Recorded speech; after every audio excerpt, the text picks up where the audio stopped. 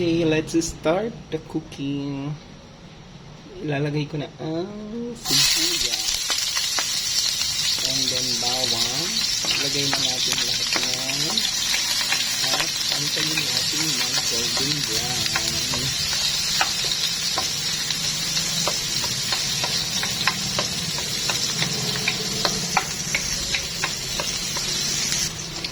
Ako talaga, gusto ko talaga pag nagigisa ako, maraming sibuyas tsaka bawang. Kasi para sa akin, sobrang malasa siya sa pagluluto.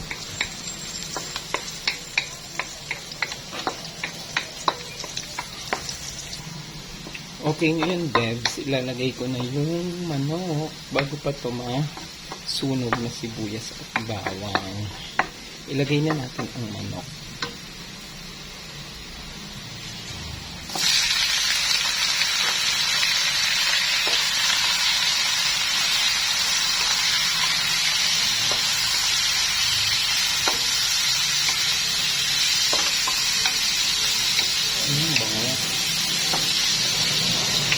Ayan, para masama siya sa bisa.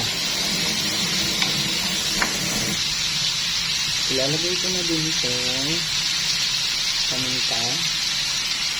Lagyan natin paminta para mabango.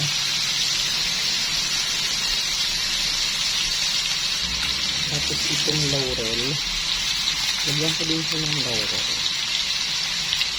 Ayan.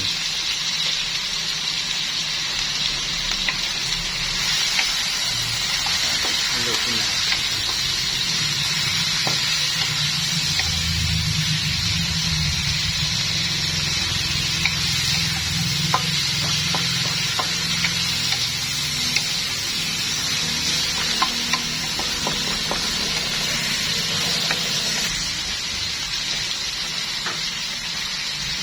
Ilalagay ko na din itong papaya.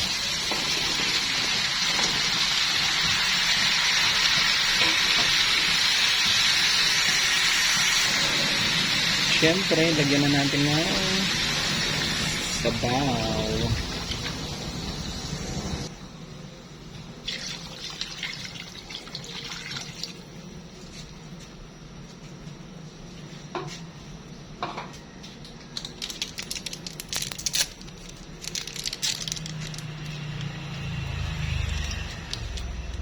Lalagay ko na din ito nut cubes.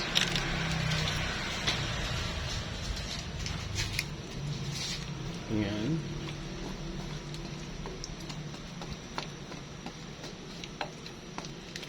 Bebs, pagpasensyahan nyo na kung walang malunggay ha. Pero papaya, fresh from the farm yan. At napaka-organic. Walang fertilizer na halo. Lalagyan ko rin ng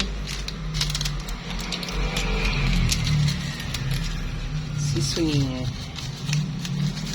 Lagyan natin. Ayan. Para masarap. And then of course, asin. Don't forget the asin. Ngayon, beb, tatakpan ko na siya. At aantayin kong lumambot yung papaya at manok. At babalikan natin yan mamaya.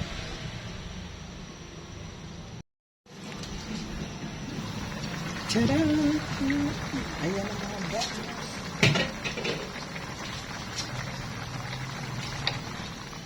At naluto na siya ang ating tinola.